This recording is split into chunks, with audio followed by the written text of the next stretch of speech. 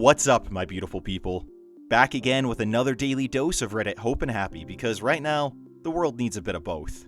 Going back into r/self-improvement today to talk about how patience is so critical to achieving your goals. So, let's get to it. Our first post is from user Tooneyman. Patience is key.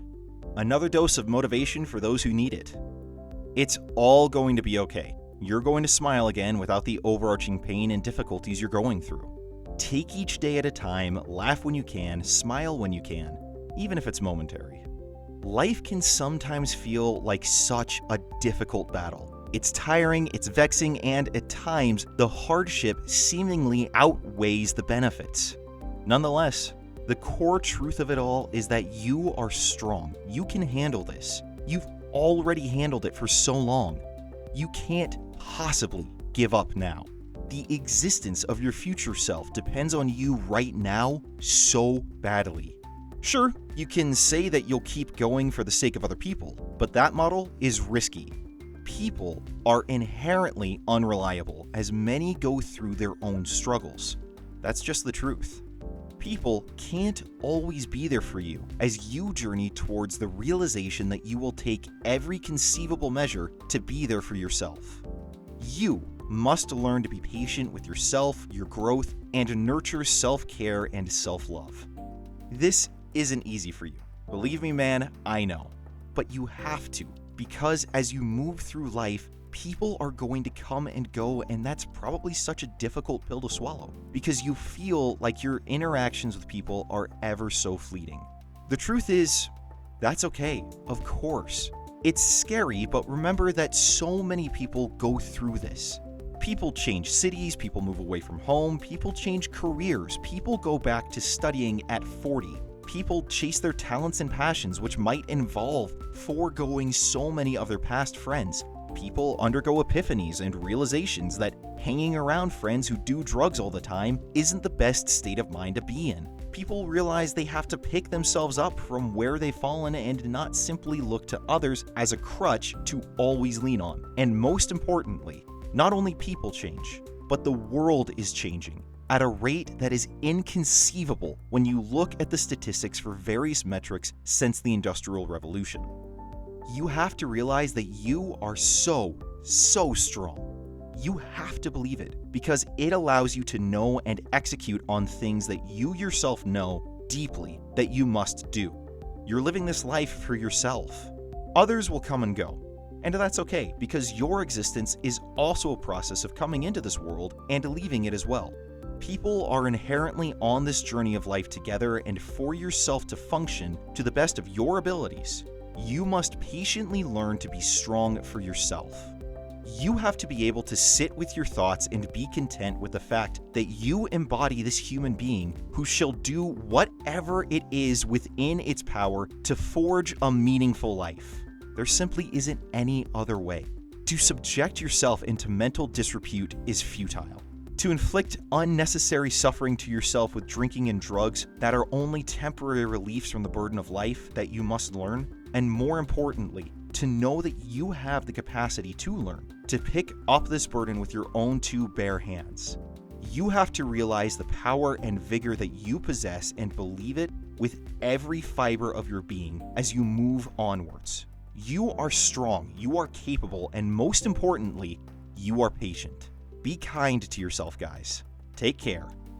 Man, if that isn't something to talk about today, frick. You know, OP, you're right. So many of us, especially those in my generation, bemoan the fact that most of us aren't really where we dreamed we would be when we were younger. So many people just sort of expect things to fall into place immediately without realizing that the luxuries they had growing up were because their parents worked for them. They didn't necessarily have those at that age. And so they want that same lifestyle, but they're not patient enough to work their way towards it. That's not to say that there aren't opportunities for change or to make things different, to level the playing field, whatever you want to call it. But by and large, I think a lot of today's issues with depression and with anxiety and with self-image and everything else stem from just a lack of patience. You're not going to get ripped from going to the gym once. You're not going to get rich from just one day of work. You're not going to overcome an addiction because you managed to stay clean 5 minutes. Good things in life take patience and hard work. And I think you're absolutely right with this.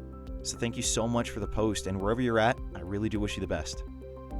Our next post is from user A Hecking Dude. But first, if you're enjoying the video, go ahead and drop a comment. I'd love to hear from you guys. You'll never get there. I often find one of the biggest obstacles in self-improvement, one of the easiest traps we fall into, is that someday you'll get there. Someday you'll have what you want, be who you want, have the friends you want, no longer feel fear. I think it's important to realize that day will never come. We know self-improvement is a process, not something you win. You don't win life. You don't go to the gym for 2 years, get the body you want, and then stop.